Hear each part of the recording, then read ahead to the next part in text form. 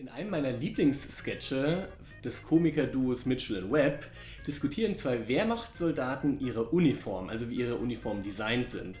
Und nach einem Hin und Her, wie gut und schlecht bestimmte Ideen an diesem Uniformsdesign sind, kommt einer der beiden zu einer ganz wichtigen Feststellung. Hans, are we the baddies?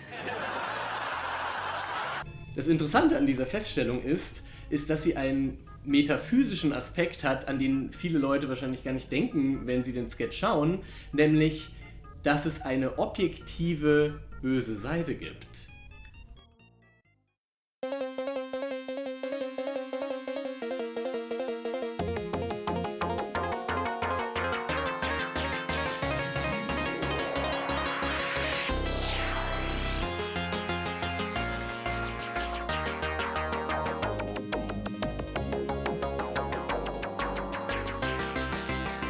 Warum führen wir Diskussionen? In einer Diskussion verteidigen wir entweder mit unseren Argumenten eine Position oder wir greifen eine Position an mit Argumenten. Auf jeden Fall führen wir immer in der Regel eine Diskussion, weil wir jemanden überzeugen wollen. Wir führen in der Regel, oder die wenigsten Leute führen eine Diskussion einfach nur, weil sie diskutieren geil finden und ihnen darauf einer abgeht. In der Regel will man schon jemanden überzeugen und sich dadurch vor allem bestätigt fühlen. Ob wir in einer Diskussion etwas erreichen, hängt von verschiedenen Faktoren ab. Ich breche das jetzt mal ein bisschen vereinfacht runter. Es hat ein bisschen was damit zu tun, wie gut beide Seiten argumentieren können, erstmal unabhängig von ihren Positionen. Es hat etwas damit zu tun, wie weit man weltanschaulich voneinander entfernt ist. Und ich glaube aber, es hat noch mit etwas Drittem zu tun, nämlich was für Intentionen, was für ein Charakterzug steht hinter meinem Argument, hinter meinen Argumenten, was ist der Grund, der stärkste Grund, was ist der stärkste Grund, dass ich diese Position verteidige. Wenn wir uns die 6 Parteien, wir können uns nicht alle anschauen, die 6 Parteien anschauen, die im Bundestag sitzen, glaube ich, dass es einen signifikanten Unterschied gibt zwischen der AfD und allen anderen Parteien, obwohl sich auch diese allen anderen Parteien in vielen Punkten überhaupt nicht grün sind. Haha. Und zwar würde ich sagen, immer wenn diese anderen Nicht-AfD-Parteien im Bundestag miteinander diskutieren, haben sie eine gewisse Bandbreite an Weltanschauung, eine gewisse Bandbreite an Argumentationsstärke und eine gewisse Bandbreite an charakterlichem Hintergrund, Intention, die sie einander so nahe bringt, dass es theoretisch denkbar ist, was auch immer wieder passiert, dass sogar jemand seine Parteizugehörigkeit wechselt oder dass sich Außenstehende fragen, warum zum Beispiel ist Person X in Partei Y, der passt eigentlich zu Partei Z viel besser. Ja? Also da sind gewisse Ähnlichkeiten.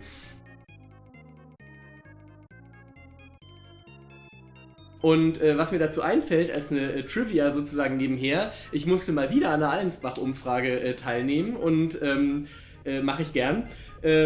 Und sollte an einer Stelle die Bundestagsparteien ordnen, wie sehr ich sie mag. Und da stand die AfD ganz unten und davor kam die FDP, glaube ich.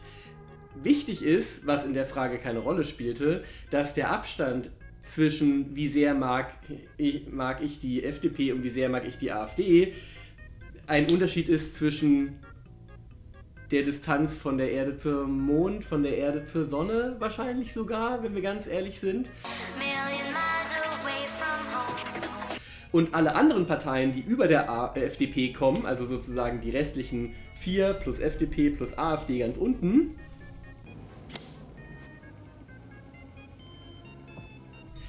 da sehe ich viel mehr Gemeinsamkeiten zwischen all diesen Parteien als zwischen all diesen Parteien zur AfD und auch bei meiner am wenigsten liebsten demokratischen Partei, der FDP, zu der AfD. Und warum ist das so?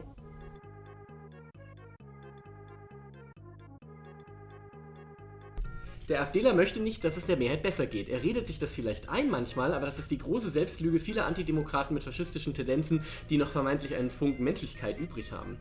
Er möchte nur, dass es ihm besser geht als anderen und er möchte vor allem, dass es ihm besser geht als den Gruppen, die er nicht mag. Das sind natürlich eigentlich immer Ausländer, aber natürlich nur die seines Erachtens Bösen, also Muslime und so. Er hat doch oft was gegen Juden, aber das sagt er nicht so laut, denn er versteckt seine Islamophobie gerne hinter einer heuchlerischen Pro-Judentum, Pro-Israel-Meinung. Das kommt immer mal wieder vor. Manche AfDler aber finden auch ganz offen Juden und Muslime blöd und machen auch aus beiden keinen Hehl. Er möchte aber auch nicht, dass Schwule heiraten oder Transleute Unterstützung bei ihrer Transition bekommen, von der Krankenkasse bezahlt. Oder dass Nicht-Heteros Kinder erziehen dürfen und können. Ja, sowas steht im AfD-Wahlprogramm. Nein, wenn du das nicht gelesen hast, aber trotzdem AfD wählst, bist du eben nicht aus dem Schneider. Unwissenheit schützt vor Strafe nicht. Dabei betrifft ihn das alles nicht wirklich. Wie auch bei Ausländern ist auch hier nur eine diffuse Angst das, was ihn dazu bringt, die AfD zu unterstützen und gegen Ausländer oder gegen queere Menschen zu sein. Und so anderen Leuten das Leben schwer machen zu wollen und zu machen. In der Regel den Leuten, deren Leben eh nicht so leicht ist wie das von Weißen und vor allem Männern, dem klassischen AfD-Wähler. Er will mit Autokratie erreichen, dass die Welt so bleibt oder wieder wird, wie er sie möchte, unabhängig davon, ob das Glück auf der Welt insgesamt mehrt oder vermindert. Und ja, das gibt es eben in jeder anderen Partei mal mehr, mal weniger auch, aber es durchseucht keine Partei so maßgeblich wie die AfD. Die Entfernung eigentlich aller anderen Bundestagsparteien zur AfD ist extrem hoch. Wir erleben aber leider immer wieder durch Leute wie Hans-Georg Maaßen oder durch bestimmte Leute in Sachsen-Anhalt vor der letzten Landtagswahl, die zum Glück durch Rainer Haseloff in ihre Schranken verwiesen wurden, dass es viele Sympathisanten bei der CDU gibt, also ein paar Sympathisanten in der CDU gibt, die nichts dagegen hätten, von der AfD toleriert zu werden oder sogar mit der AfD zusammenzuarbeiten. Das ist definitiv die Minderheit in der CDU, aber in den anderen Bundestagsparteien wird man solche Leute noch sehr viel weniger finden. Ja?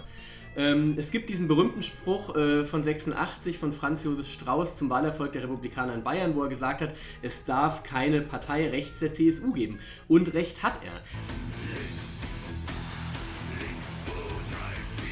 Damit hat er aber nicht gemeint, und sollte man auch nicht so verstehen, als ob die CDU am rechten Rand fischen sollte. Auch die FDP soll das nicht machen mit solchen Storys wie Kemmerich, der nur mit der AfD-Hilfe zum kurzzeitigen Ministerpräsidenten von Thüringen gewählt wurde. Eine ganz ekelhafte Geschichte, sorry.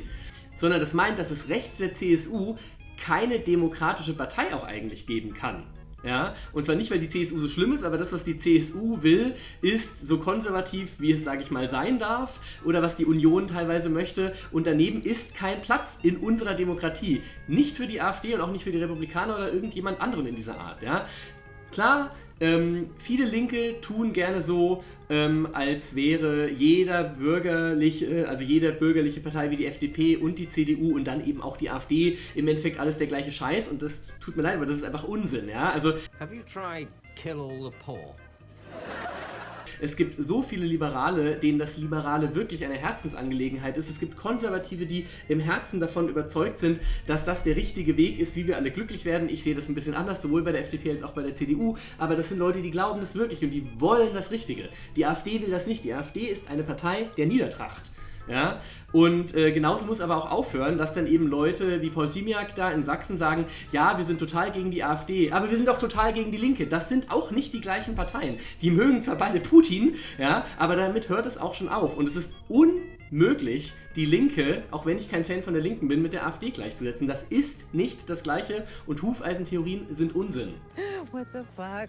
Wir müssen natürlich immer wieder über Politik reden, dauernd, ständig, gerade in einer Zeit wie heute, ja, aber mit den Leuten, die letztendlich im Kern das Gleiche wollen wie wir, Demokratie und ein freiheitliches Deutschland, und die AfD und ihre Wähler wollen das nicht und jeder, der mit denen sympathisiert, sollte sich überlegen, ob er in der richtigen Partei ist.